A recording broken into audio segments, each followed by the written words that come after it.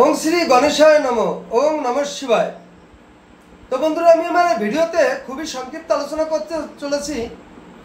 আমরা আমাদের মানব জীবনে নানা রকম কৃতকর্মের ফলে, চলার পথে, বলার পথে, কর্মস্থলে, ধর্মস্থলে নানানভাবে প্রচুর শত্রু হয়ে থাকে।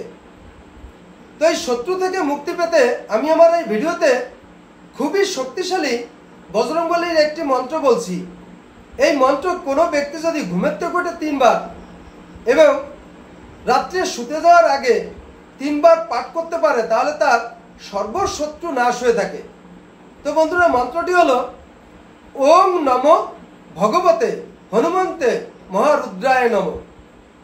ওং নমো ভগবতে হনুমন্তে মহারুদ্রায় নমঃ।